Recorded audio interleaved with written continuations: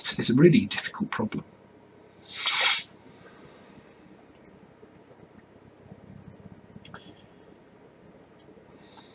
Appreciatism is busking, is it? No. Appreciatism is not busking. Busking in general is not being appreciated mostly. Appreciatism is not busking. Appreciatism is paying a busker because you appreciate their work.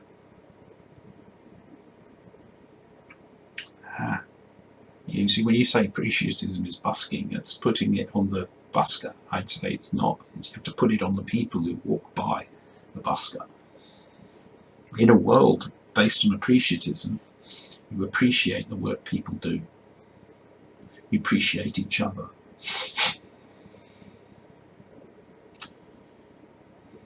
Dino, you'll never admit that there are game devs out there turning out crap for a profit. Why do you say I'll never XP? Don't tell me what I'll admit or not admit.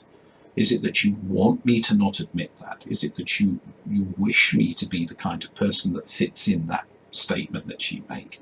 When you say, Dino, you'll never admit that. Don't start a statement, Dino, you'll never admit that to me. Because if you do that, then that's really walking on. I don't like to be told what I will or will not do. I think that's rude.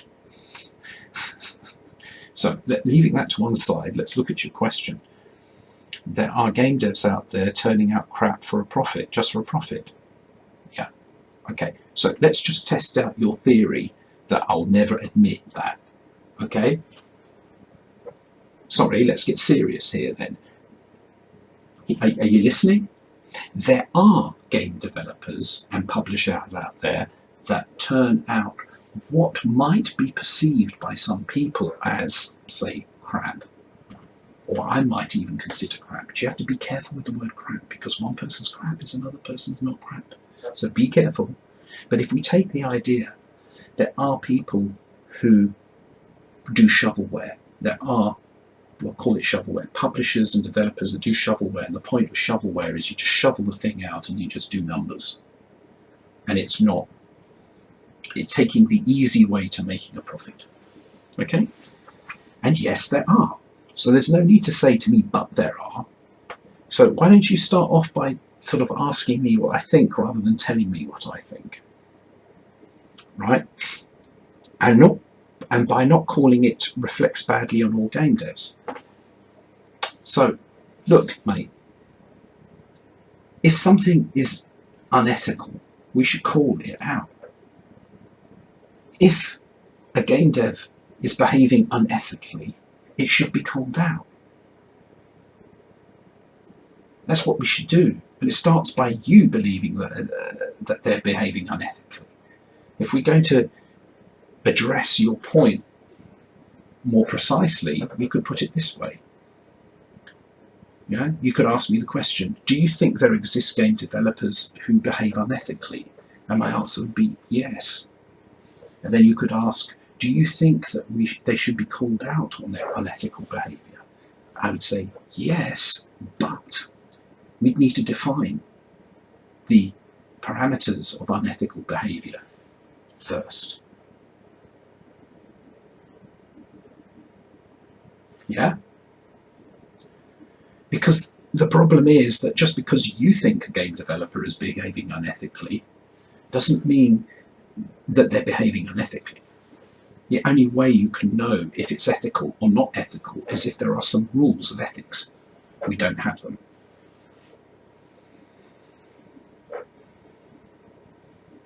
Yeah, we don't have them. Maybe we need them. Maybe we need to define some ethics here. In fact, some of the polls that I did, going back a while now, some of the earlier ones I did, were concerned with exactly the topic of ethics. Asking the question, do you think game developers are ethical? Or should there be an ethics? I think, is it important for game developers to be ethical? Is it important for journalists to be ethical? Is it important for gamers to be ethical? And I think the answer is yes to all of those, but we need to define what the ethics are. But I'm annoyed about the fact that you seem to think that I've never said that all game devs are saints. What I do see, though, is there's a hell of a lot more inappropriately abused game devs than there are game devs being abusive.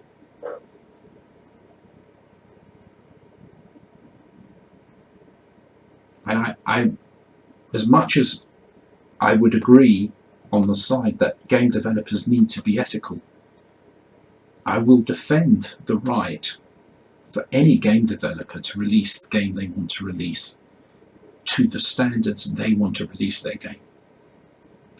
So if an independent game developer releases a game that you think isn't really very good, or I think isn't very good, or whatever, okay, I might comment, I don't think that their game really interests me, or I don't find it particularly my thing, or I don't think it's good, or it has many aspects which are terrible, whatever. But I will defend their right to publish it 100%. Because the day that I start saying you shouldn't have published that is the day, right? It's the day I become a fascist. So, there we go. Anyway,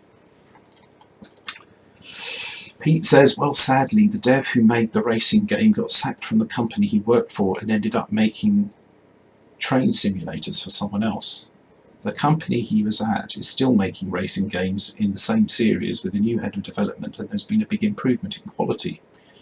I feel sorry for the guy because he was trying to do his best, but I do feel that if he'd loosened up a bit, the situation would have been much better. Yeah, but that's people. I mean, we've all had colleagues that have done things like that. He was out of his depth, and he becomes defensive. That's the most likely explanation. And you know what? People, they're people. They don't always get it right. But the thing is that when people like that interact with gamers, it can create, it's bad PR. I absolutely agree with that. It can end up creating a problem for all of us. How do we fix it? We need ethics.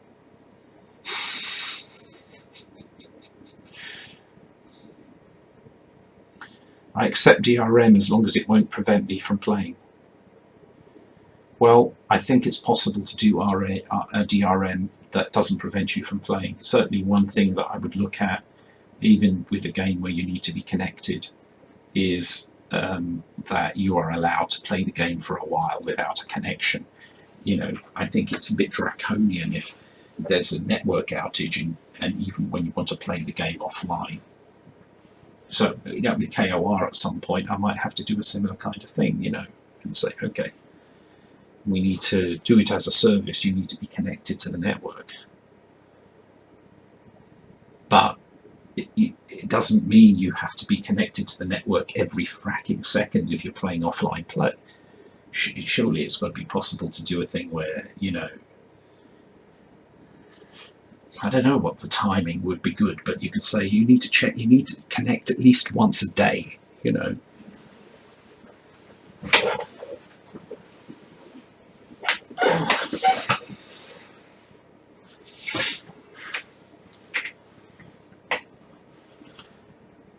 Sometimes it's not clear. For example, PES wants to call home before starting. Yeah, okay, and Tehu, if there comes down to ethics, if the developer is misled in some way, then that's wrong, and then that's the issue, and now they become the bad guys, I can understand how you feel unappreciated by this. It would be an example of not being appreciated properly. It's appreciating the deal. So there, we need clarity. We need clarity on what the rules are. Okay? I mean, it's very simple, actually.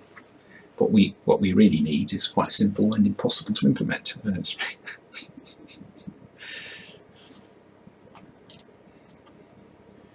There's also the fact that some DRM, especially the early stuff, was basically spyware that was installed on your PC without your knowledge. Okay, yeah, absolutely. So there we are. Unethical behavior causes problems because then people start to distrust. That's terrible. But, that's it. It's like that would be wrong. See, it's not like that I think that certain people are right or certain people are wrong. It's that I think that there should be process, there should be a manifesto, there should be ethics, there should be something on there we can look at and we can point to it and say, this person released the game in this way, they did this, is it ethical or not? Let's have a look. Everybody either buys into the ethical standards or they don't. A great model, this is something I really would like to see, is one where, and I wanted to see this as quality standard for games as well, right? This is the way it would work for journalism and everything, right? What you do, and there are other industries do this, is that you create standards, ethical standards, and people look at those ethical standards and say if they can live with it. So if you're a journalist, you can look at the ethical standards and say, do I agree to abide by this ethical standard? You can forget all the Gamergate crap. If they really wanted to fix the problem, they should have been focusing all of their energy on getting this to happen. But that wouldn't have been as much fun for them, which is why they didn't do this. But what you do, ethical standards, right?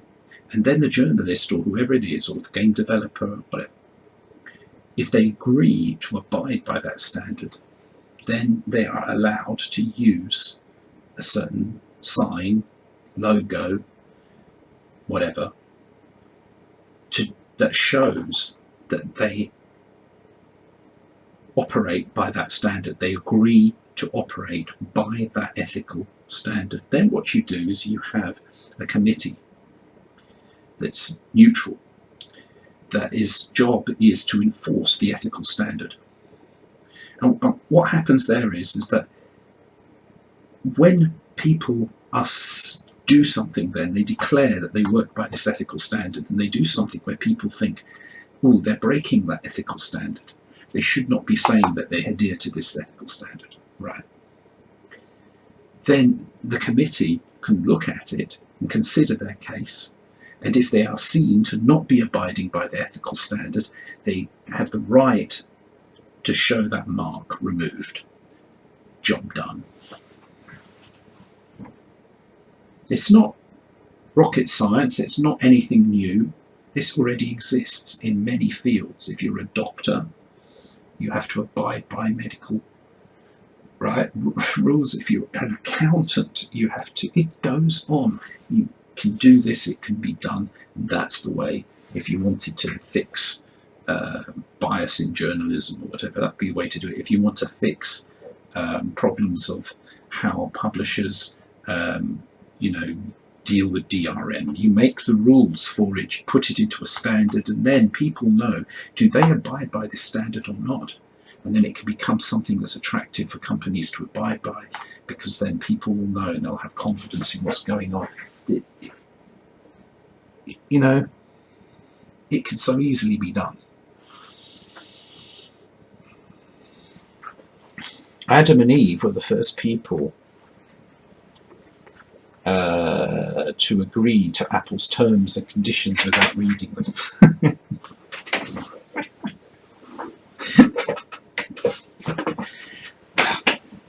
I have an admission to make. I had an accident today. You know how a year and a half ago I slipped on the stairs and landed on my tailbone. So you've seen me this thing. Guess what happened today? I slipped on the stairs again. The problem is, just changing topic completely for a minute, in the Netherlands, houses are death traps because the stairs in Dutch houses are little narrow steps that are often sort of turning. You would never see these in the UK. They're horrible. And so, I've been in this house now for what, 7 years, I think. It's about 7 years. And I think I've slipped down the stairs 3 times. Because you go up and down frequently. And all you need to do is not pay attention. I'm actually trying now to get to the habit of counting the steps, which there are 15. Counting the steps just so that I focus, just to make sure that I don't fracking well slip again, because it was quite painful, and I don't think I aggravated the original injury. I think I'm lucky, but right now I am not. I am in some discomfort. Anyway, that was a distraction. A broken game on PS4. But mate, XP, you have to be careful, because then you have to define what a broken game is. You know, sometimes it's hard to be sure if the developer is unethical and is deliberately putting out poor products, or whether or not that developer has reached the end of his talent, was unable to bring their ambitions to fruition. Also, you have to take into account that the publishers tend to want every game released yesterday, and often tie devs down to very strict deadlines, even if the game is nowhere near finished enough to release. Absolutely right, Pete. And so how do we deal with it? Not by abusing. That would be down to the code of ethics for gamers, which that would be hard to implement. And when after 20 years KOI is similar classic as KO2 is today, how do we still play it when the server is offline? Yeah. How? What you do is you make sure that you keep a good relationship with the developer, i.e. me, in the sense that you, and I don't mean you personally, what I mean by it is that I don't get chased away and have to hide for 20 years. In the end, I will tell you this, that obviously I want to ensure that the game can continue to live. Right? The best way to have seen Kickoff 2 grow, right, would have been for me to have continued developing and for the industry to have allowed that to happen. So basically support the developer. And you support the developer, it will put them in a position where they can ensure that in 20 years' time they can still play your game. When you look at what happened traditionally in the video game industry, where a game developer gets a publisher involved, then the publisher owns the stuff, and the developer is split away from the original thing, and then they're not able to keep it alive. I mean, isn't that my story in some ways? You know, so I hear what you're saying, but how can we make that happen? We need to make sure that the game developer is able to provide a DRM-free version when the game is no longer generating revenue, to avoid the situation where you can't play the game anymore. Because I think that's sad. I would be sad about that. So I think we have to figure out a solution.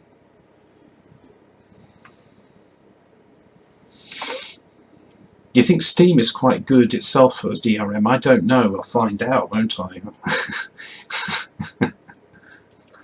Hi, Dino. That's one of my biggest bugbears on Steam. Steam does a good job as DRM, but then you get stuff released by people like Ubisoft, which forces you to install UPay, which is basically another storefront to play the game. Always liking it to buying goods from Asda, but being forced to push a Tesco trolley. But, you know, as long as they have to figure out how to how to get the money back for huge, risky development efforts costing $100 million sometimes. And as long as they're clear with you up front about what, you know, it has to be, I just sort of take the idea that they have to figure out how they're going to make money, and it's up to them. But I would agree with you. I mean, I don't think, in the sense that from the customer point of view, it's just messy. So I think we need to have a less mess.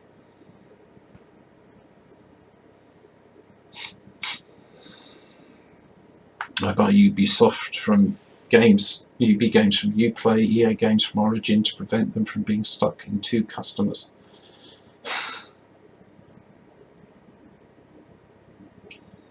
Yeah, I don't know. I mean, there is a point, Pete, which is that if I use Steam and I'm relying on Steam exclusively for everything, I don't have any control. I mean, you know, it's like releasing on PS4, I get followers of my game. I can't interact with them. As in the list of the community, I can't get email addresses, you know. So communication is not easy. In a sense, Sony own the community. That's one reason I could see, but I don't know.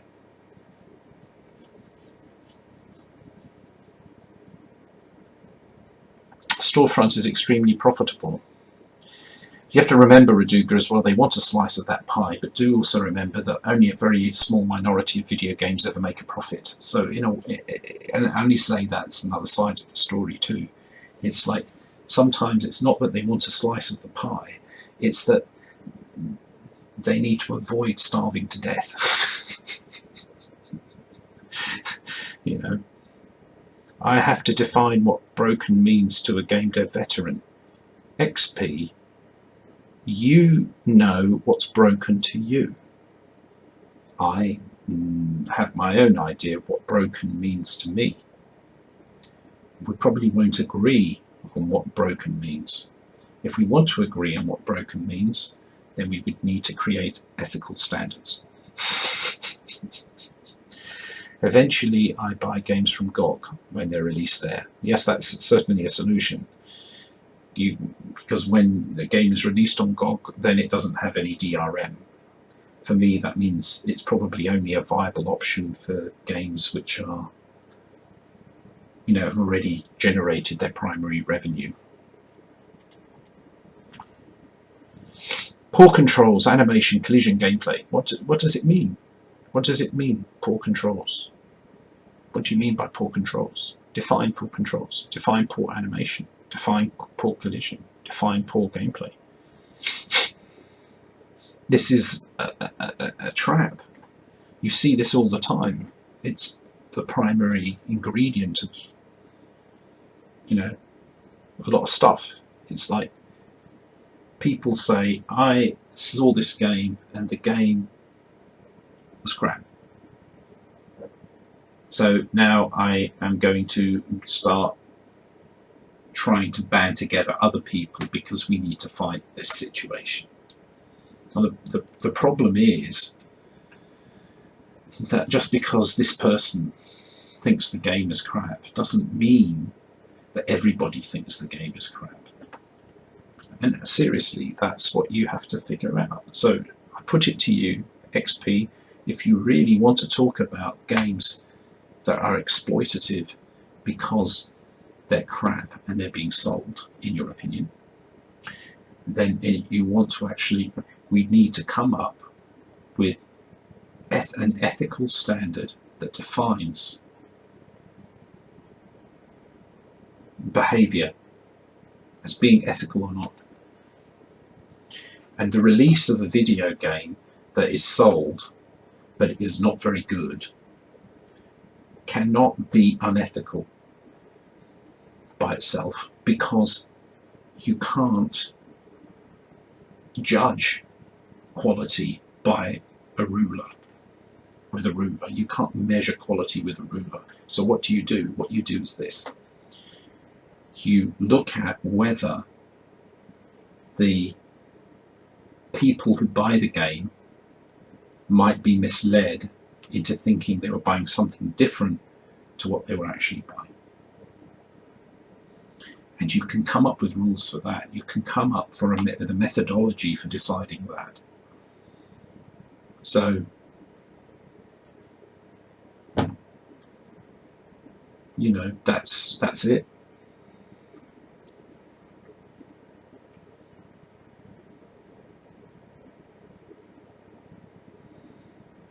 Apple is an acronym for always purchase products less expensive.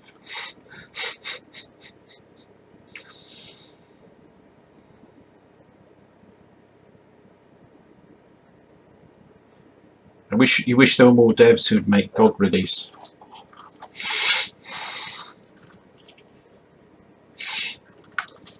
Yeah, I mean, maybe, you know, maybe that's an option. I'll come back to you in 4.5 years or something.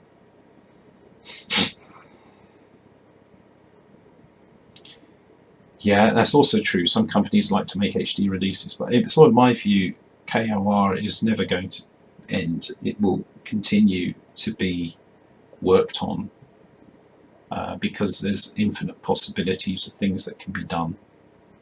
So I imagine it will be continually expanded, and so it's possible that DRM releases of previous versions could be made, a bit like, you know, hardback, paperback thing. Yeah, but XP, the point is that a troll review is a review that is not done with respect. That's like it's like, you know, it's like going around and randomly punching people and then saying sometimes the person who was punched wasn't very nice. It's like, well, I haven't done one of those in a while.